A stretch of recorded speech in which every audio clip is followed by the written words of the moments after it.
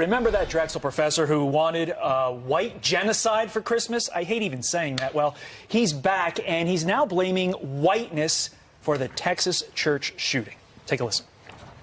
Whiteness is a structure of privilege, and it's a structure of power, and it's a structure that when it feels threatened, lashes out. Wow. So is this another sign of chaos on college campuses, and is there anything that we can do about it? Joining us right now is a psychology professor from the University of Toronto and the author of the upcoming book, 12 Rules for Life, An Antidote to Chaos, Dr. Jordan Peterson. Doctor, good morning to you. Thanks for making a couch call today. You bet. What do you make of this Drexel professor who's been in and out of the news so often, and now he's blaming that for the cause of the shooting in Texas? I think he's applying his ideological formula to a very complex problem. And it's an easy thing to do. It's this sort of postmodern formula that's taught to university students everywhere now. What is the formula? Attribute everything to racial disparity and oppression, victimization. Just everything? Well, essentially, it's a recasting of Marxism, I would say. And with the Marxist theory, it was rich against poor, bourgeoisie against proletariat. And that was recast in the 1970s as oppression due to group identity, essentially. And so that's where identity politics came from. It's a formula you can learn in about a day, and then you can use it to explain everything. College is designed to teach you to think about the world and prepare you for the world outside of college. How is this helping that, and what kind of students are we getting when they're 22, 23, whenever they graduate? You have the tense wrong. College was that. Understood. So, and I don't think it is that in many cases now, especially in the liberal arts, and that's a real catastrophe. Much different than my experience 15, 20 years ago. Yeah, well, things have changed dramatically in the last 5 years, I would say. And we saw this rise of political correctness in the 1990s. It burst forward in between 1990 and about 1993. And then it seemed to subside a little bit, but it's back with an absolute vengeance now. And we know that most of the university campuses, in the liberal arts anyways, are heavily dominated by leftist thinking, and radical leftist thinking for that matter. Well, what happened, Doctor, in the early 90s to spawn this? Well, I think it's popped up more or less repeatedly since the late 1960s. I'm not sure exactly why. Started with the anti-war movement? Yeah, with the anti-war movement, but there was a fair bit of radical thinking in the 1960s on the left side, and many of those people ended up teaching in universities. And so, and with the rise of postmodernism, that's a huge factor. That was a French intellectual school that was a transformation of Marxism into identity politics, essentially. And because I think, in some sense, because it requires almost no intellectual effort and leaves you with an overwhelming sense of moral superiority, it's very attractive to people. They're basically teaching young people, I would say, to be ideological avatars, to go act out this pernicious doctrine in the real world. Well, some of them were doing that. They were howling at the moon. They were screaming in the night. They were upset at the year anniversary a few days ago of President Trump being elected. What do you make of that? Well, I think a lot of that is a kind of narcissism. I mean, that sort of public display. It's probably amplified to a great degree by social media and media in general, right? Because this sort of highly emotional display does make a reasonable news clip. But what's the danger here? Well, the danger is everywhere at the moment. The danger is increased polarization. We're seeing that nonstop at the moment, and I think it's mostly because the people on the radical left are pushing way too hard. That's my estimate. You see that in Canada as well as the United States and all around the Western world. I want to ask you this because I live in a very Democratic state, Connecticut, right? Yep. None of my friends would ever operate like this. Now, granted, my friends are older. They find this reprehensible. So I mean, it seems like a lot of Democrats are fired up about this idiocy. Oh, yeah. Well, lots of people who were in what you might describe as the liberal center are very unhappy that the political landscape on the left side has shifted way over to the radical leftist side. That's a very common sentiment now. And I think it's happening faster than people really understand.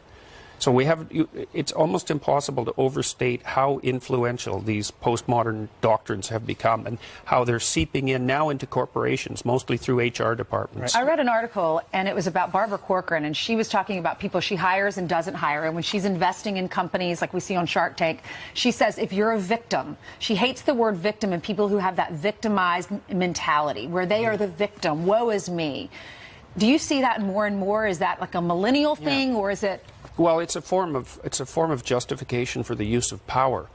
You know, if you're a victim and you can ascribe moral superiority to yourself, then you're justified in the use of force. And I did a paper with a student of mine who toured the mass graves in Eastern Europe and Yugoslavia with the UN, and we looked at the precursors to genocide, and one of them was an enhanced sense of victimization. That allows you to lash out at the hypothetical perpetrators before they do anything, because you're being victimized. You saw the same thing to some degree in Nazi Germany. Yeah, Hitler. Hitler felt very victimized. Yeah, Hitler claimed that the Jews were victimizing Germany, essentially. And so once you're a victim and you have all the moral status that goes along with being a victim, then you can't do any wrong, essentially.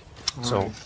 Interesting discussion. Dr. Jordan Peterson's new book is called 12 Rules for Life, an Antidote to Chaos, which we certainly need now.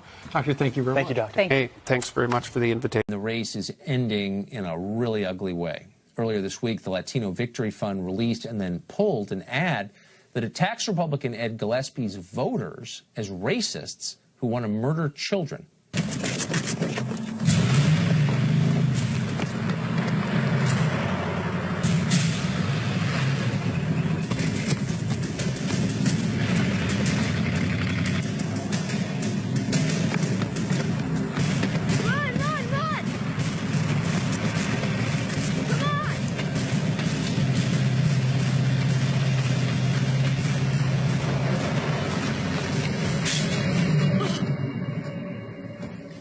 Democrat Ralph Northam's campaign has tried to distance itself from the ad, which is self-evidently disgusting. But not everyone agrees with that. LaDawn Jones was a Democratic member of the Georgia House of Representatives. She says that spot is perfectly defensible, and she joins us tonight. LaDawn, thanks for coming on.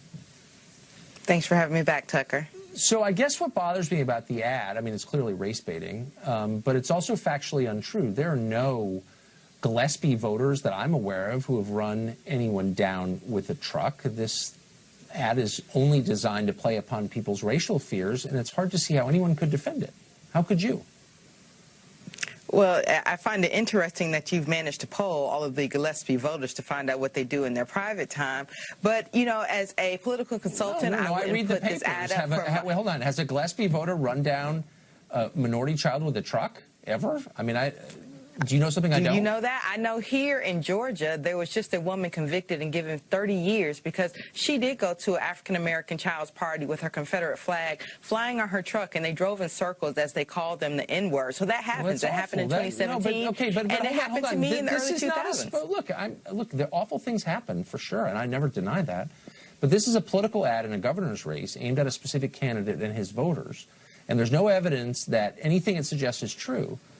There are no Gillespie voters who've done this. By the way, we just had a kind of mirror image of this in New York City this week, where a radical Muslim ran down people in a truck. One of the reasons they pulled this ad. Do you see any irony in that? What I do see the most irony in is that in America, you can look at what happened in New York as terrorism, but when we talk about Charlottesville, in Virginia, where this race is going on, you pretend like that's not terrorism, as if that man with a Confederate flag on his car did not run over the poor woman, Heather Hayden. You know, so that's part of the problem that we have. So slow down. I don't know who you're talking about. I would never defend that. It's appalling. I think that is a kind of terrorism. I mean, of course, it evoked terror in people. No one's defending that, certainly not on this show. But the point is, this is a political ad. But you're saying that this is a non-realistic ad. And in America, what you have to understand is that there are Americans who are really afraid of this. Okay, but hold on. This ad is designed to win votes for a candidate away from another candidate, to terrify people. And the ad says, this guy supports running down minority children. And that's a lie. And it's the worst kind of racial demagoguery because it's preying upon people's fears. It's the kind of thing the left is always denouncing. Oh, it's racial demagoguery. Here you have an example of racial demagoguery, and you're endorsing it. Why?